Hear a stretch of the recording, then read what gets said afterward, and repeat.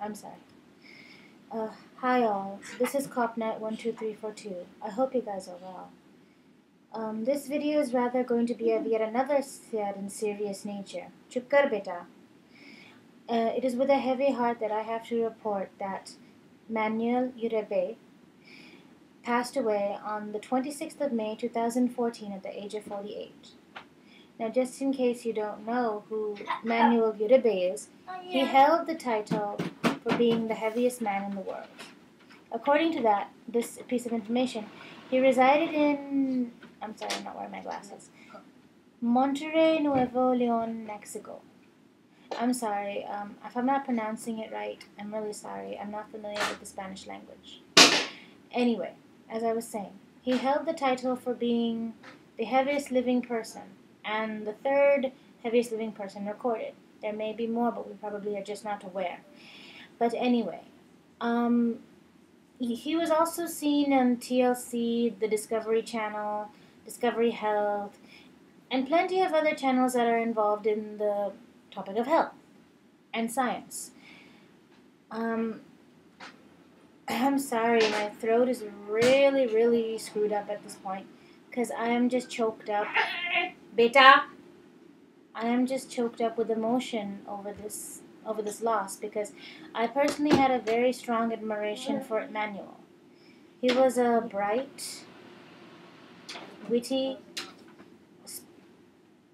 ambitious young man.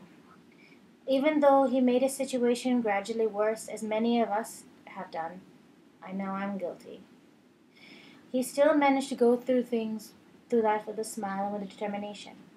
I have to also mention that he did manage to cut, I think, about 400 or 500 pounds. He went from 1,200 pounds to 800 pounds, and he was trying to reduce further. He even managed to get married, and he has a son. So most of the things that we have difficulty doing, God willing be praised, God be praised, mashallah, he managed to achieve that, and I was so happy when I saw Emmanuel get married.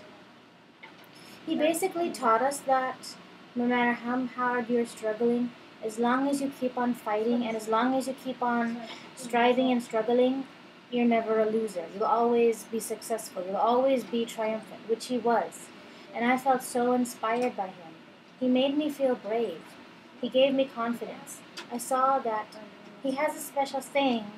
It was in Spanish, but in English it means, if I can, you can. And I was so touched by it. I mean, I don't even know what to say. I mean, I was so taken aback. I really wanted to cry.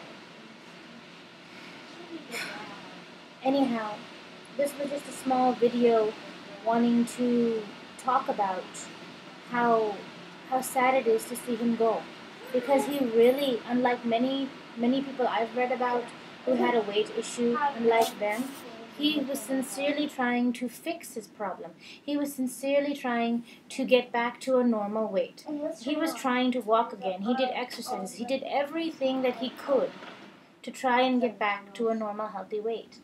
But unfortunately, he just wasn't successful. And that's why I liked him the most, because I loved his attitude. He had a very positive, fresh, vibrant attitude. Also, he had an excellent support system from his mom, from Claudia, and from his son, and from, of course, many supporters, including me.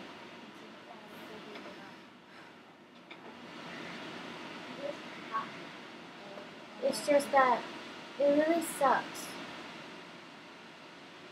It would have been really nice to see him up and walking. I mean, look at another case. I think his name was, who had the similar case, but he was 775 pounds.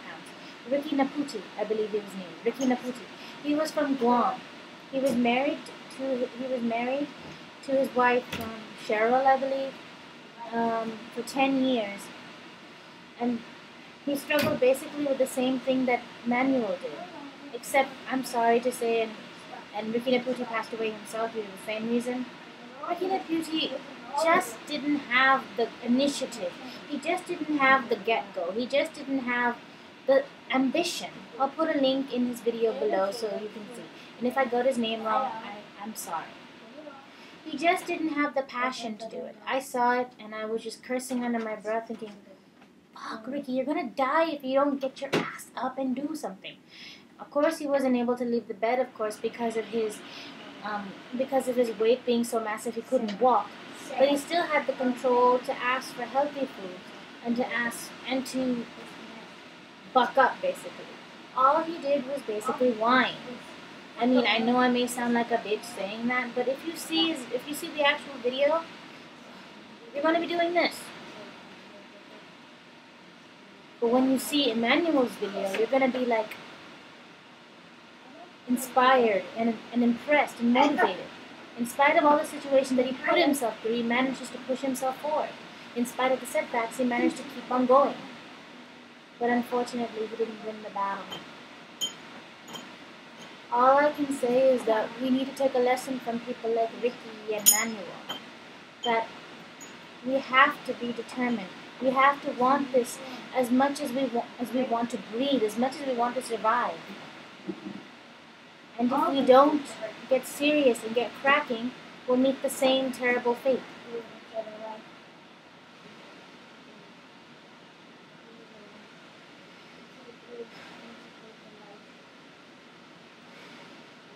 Godspeed, Manuel Uribe. God bless you. You will be sorely missed, you will be dearly missed, and you will be dearly admired.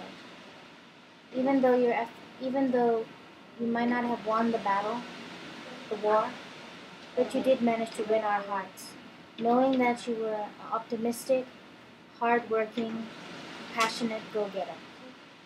And that's why I admire you. Godspeed, Manuel Uribe.